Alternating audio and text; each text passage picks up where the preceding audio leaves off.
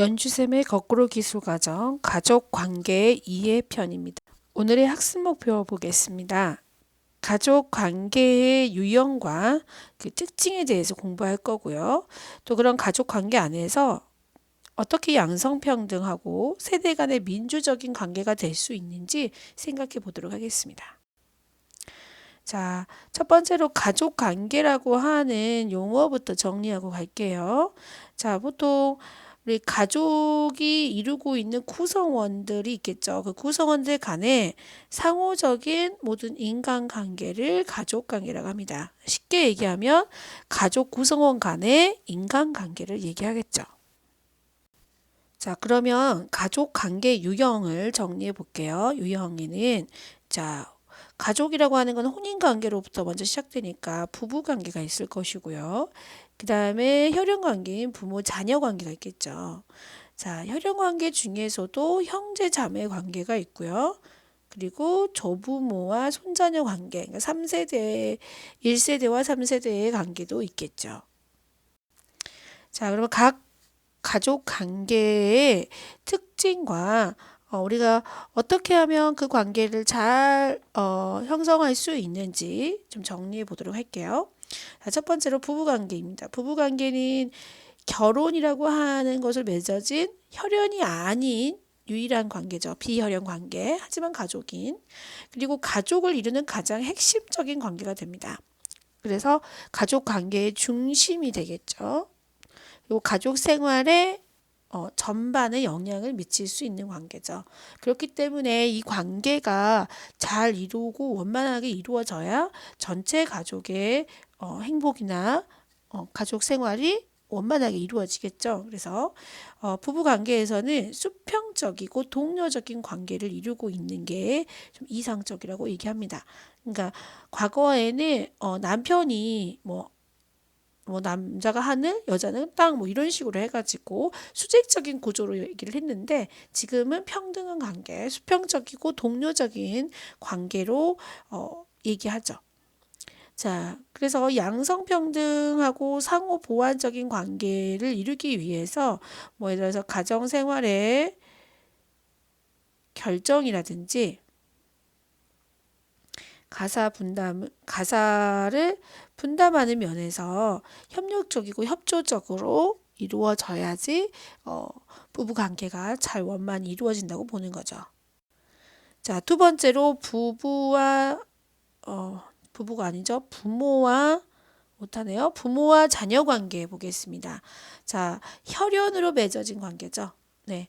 이거는 태어나서 처음으로 경험하는, 자녀가 태어나서 처음으로 경험하는 관계이면서 조건이 특별하게 갖지 않는, 조건이 없는 애정을 주고받는 관계라고 합니다. 하지만 강한 애착을 형성하지 한 관계이지만 실제로 갈등이 일어나기 쉬운 관계이기도 합니다. 그래서 뭔가 노력이 필요하겠죠. 그래서 자녀는 부모와의 관계 속에서 타인과의 상호작용 방법을 배우는 관계가 되기 때문에 부모는 자녀의 자율성을 존중해 줄 필요가 있고 자녀는 부모를 기성세대에 이해해야 되고 존경하는 태도를 기본적으로 갖는 것이 세대 간의 격차를 줄일 수 있는 방법이 되겠죠. 자, 그리고 세 번째 관계 볼게요. 형제 자매 관계입니다. 네. 아마 가족 관계 중에 가장 오랫동안 지속되는 관계일 거예요. 부모님은 나이가 드셔서 돌아가시더라도 형제 자매는 계속 남아있을 수 있는 관계니까요. 그 다음에 전체 관계에서 전생에 걸쳐서 상호 의존할 수 있는 관계가 되겠습니다. 상호 의존 관계가 되겠죠. 네. 끝까지 남아있는 가족 관계라고 볼 수 있으니까. 하지만 경쟁과 갈등이 쉽게 일어날 수 있는 관계이기도 합니다. 이유가 뭐냐면 서로에게서 서로 뭐 형제 자매 간에 뭐 위에 언니, 오빠, 형, 누나로부터 그 행동이라든지 그들이 하는 것들을 따라하면서 교육적인 역할을 할 수 있고요. 그 다음에 어렸을 때도 같이 성장해서도 마찬가지 함께 놀아줄 수 있는 놀이 친구의 관계이면서 하지만 서로 부모님의 사랑을 독차지하고 싶어서 경쟁하는 선의의 경쟁자라고도 할 수 있습니다. 그리고 실제로 부모하고 나와의 관계에 문제가 생겼을 때 이 형제 자매가 그걸 조종해주는 역할을 하기도 합니다. 그래서 조종자 역할을 가지고 있어요. 자, 때로는 경쟁 관계가 될 수도 있고 갈등을 겪지만 형제 자매 간의 소통이나 갈등 해결 능력을 키우면 사회에서 인간관계가 잘 이루어질 수 있게 하는 밑거름이 되겠죠. 그래서 이렇게 중요하고요. 그러니까 형제 자매가 없는 경우보다 있는 경우에 훨씬 사회화가 잘 된다고 봅니다. 네. 자, 그리고 서로 양보하고 협력함으로 인해서 서로에게 좋은 본보기로서의 역할을 할 수 있게 노력해야지 올바른 형제 관계, 네, 행복한 가정 생활이 되겠죠. 자, 그리고 네 번째로 조부모, 이게 1세대와 3세대의 관계. 네. 이거는 직접적인 관계가 아니기 때문에 실제로 크게 좀 더 편안하고 더 애정 어린 관계일 수도 있어요. 그리고 우리 가족이 형성되게 된 뿌리가 될 수 있는 존재이죠. 조부모가. 네. 조부모가 이런 관계이기 때문에 이런 존재이기 때문에 우리 가족의 전통이라든지 문화를 쉽게 전달해 줄 수 있는 존재입니다. 그런 관계가 되겠죠. 하지만 아까 얘기한 대로 책임감이나 의무감에서는 조금 거리가 멀어요. 왜냐하면 한 세대를 건너뛴 관계이기 때문에 조금 자유롭고 편안한 관계여서 훨씬 다른 관계보다는 갈등이 적은 관계입니다. 갈등이 좀 적게 나타나는 관계죠. 자, 그렇기 때문에 하지만 요즘 오늘날 사회가 바쁘게 움직이고 시간이 없다 보니까 교류가 좀 적어지고 있죠. 그래서 잦은 교류를 통해서 서로의 공감대나 정서적 유대감을 형성할 수 있도록 노력해야 행복한 가정 생활을 이루기가 쉬워지겠죠.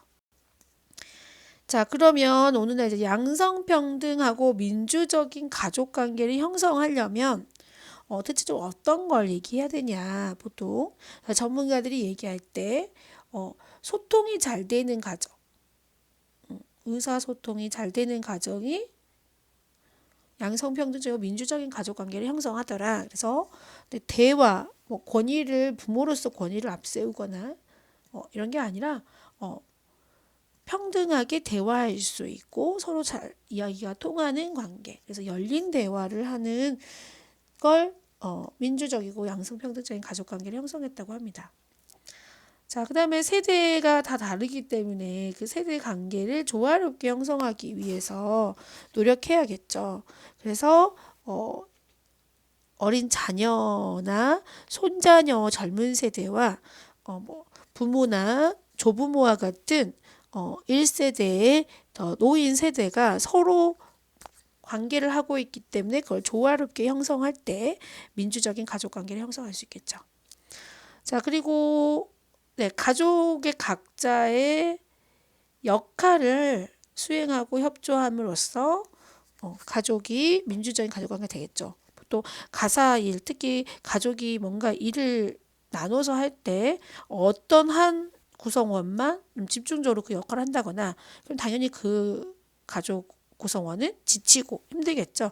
그래서 각자의 일을 구분하지 않고 이건 부모의 일, 이건 아빠의 일, 이건 엄마의 일, 이건 나의 일 이렇게 구분하지 않고 골고루 역할을 나눠서 분담하는 것도 중요합니다. 자, 그 다음에 가족에게 문제가 생길 수 있잖아요. 가족의 문제를 해결하기 위해서 민주적으로 결정하는 게 중요하죠. 그래서 가족회의라고 하는 형태들을 통해서 가족회의를 통해서 가족 구성원들의 의견을 다 같이 듣고 거기에 따라서 민주적으로 가족의 문제들을 해결해가는 민주적 결정도 민주적인 가족관계 형성에 도움이 되겠죠. 자, 그리고 서로의 마음과 행동을 잘 이해하고 긍정적인 가족 분위기를 조성하는 것도 매우 중요하겠죠. 자, 이런 방법이 전부는 아니지만 이런 방법들을 통해서 좀 더 조화롭고 좀 더 바람직한 가족관계를 형성해서 조금은 더 건강하고 행복한 가정 생활을 할 수 있게 만든다는 얘기죠. 자, 오늘 내용은 그렇게 어렵지 않았죠? 하지만 이제 가족 간의 이런 우리의 관계 속에서 갈등이라는 게 많이 일어나거든요. 그걸 어떻게 관리할지 다음 시간에 공부해 보도록 하겠습니다.